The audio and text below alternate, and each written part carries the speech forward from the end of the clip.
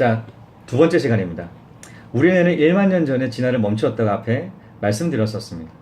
그 1만 년 전 시기는 원시 구적기 시대였는데요. 그 시대 사람들은 수렵 채집 활동을 통해 살았죠. 잘 아시다시피 그렇습니다. 굶어 죽지 않으려면 짐승을 잡고 열매를 먹어야 했겠죠. 또 맹수들의 공격에 대처하기 위해서 무리를 짓고 살았는데요. 조그마한 소리에도 민감하게 반응해야 살아남을 수가 있었습니다. 언제 공격당할지 모르는 그런 상황이었기 때문에 빠른 반응은 필수적이었습니다. 본능적으로 위기상을 잘 파악해야지 살아남을 수가 있었던 것이죠. 이런 감정 반응은 본능으로 고스란히 자리 잡고 있습니다. 우리 조상의 본능은 크게 네 가지로 볼 수가 있는데요.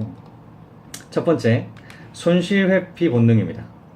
손실을 입으면 굶어 죽는 것과 마찬가지였습니다.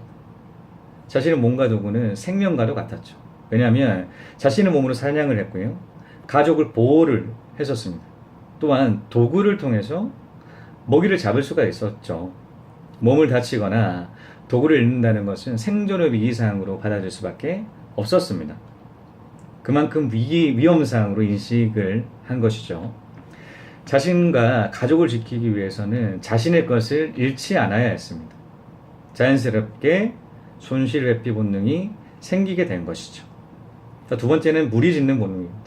사냥을 통해 동물을 잡기 위해서는 협력을 해야 했습니다. 빠르거나 덩치 큰 짐승 같은 경우는 혼자보다 단체로 잡을 때 유리하죠. 또한 맹수의 공격에 대한 방어를 쉽게 할 수가 있었습니다. 혼자 있을 때는 맹수가 상당히 공격을 많이 하긴 하지만 단체로 있다라고 하면 맹수도 머뭇거리거든요. 자신이 알아차리지 못한 그리고 위기 없는 사람 같은 경우도 단체로 생활하다 보게 되면 같이 알아차릴 수가 있겠죠. 공격당하더라도 서로의 도움으로 살아남을 수 있는 확률이 높아진 거죠.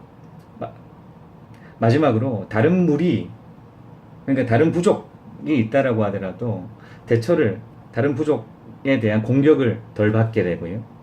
그래서 이런 이유로 무리 짓는 본능이 생기게 됩니다. 세 번째, 근시안적인 본능입니다. 그들은 하루 먹고 하루 살기에도 집중할 수밖에 없었습니다.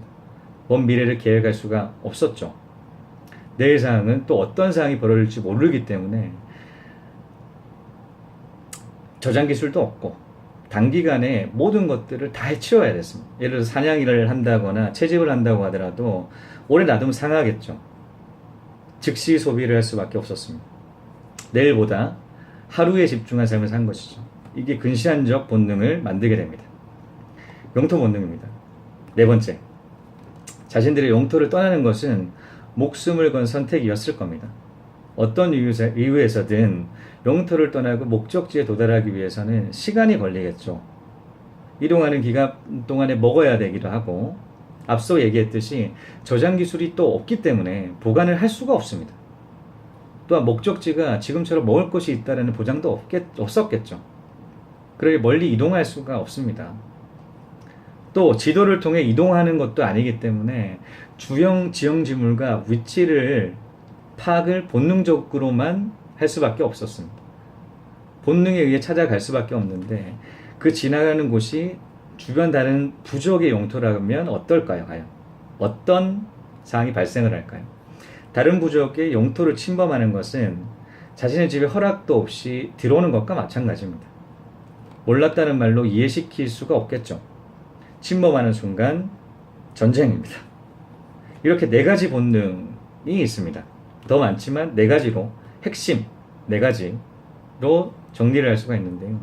첫 번째 손실회피 본능, 두 번째 무리 짓는 본능, 세 번째 근시안적 본능, 네 번째 영토 본능이 그것이죠. 이 본능 때문에 우리는 번번이 재테크에 어려움을 겪고 있습니다. 첫 번째 손실회피 본능 때문에 손실을 입는 것에 대한 예민하고 민감하게 반응을 할 수밖에 없죠. 그러니 투자에 늦게 진입할 수밖에 없습니다. 두 번째, 재테크는 철저히 혼자 하는 것인데 무리 짓는 본능 때문에 이제 더 늦어지죠. 투자하는 시점이. 공부하고 분석하고 투자하는 것은 스스로 결정에 의합니다. 네 번째, 우리의 월급이 올라도 올라간 만큼 소비로 이어진다는 것을 경험으로 알고 있습니다. 단기간에 즐거움이 더 중요하죠. 그래서 저축하는데 어려움을 겪습니다.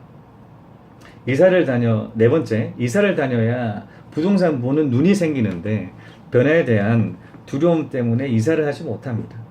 이렇게 네 가지의 본능으로 재테크를 못하는 것이죠.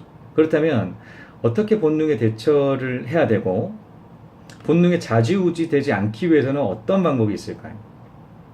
그리고 본능을 극복하는 방법은 따로 없을까요? 본능을 이기고 재테크를 잘하는 방법은 따로 없는 것일까요? 자, 이 부분에 대해서 다음 편에 해결책을 드리도록 하겠습니다.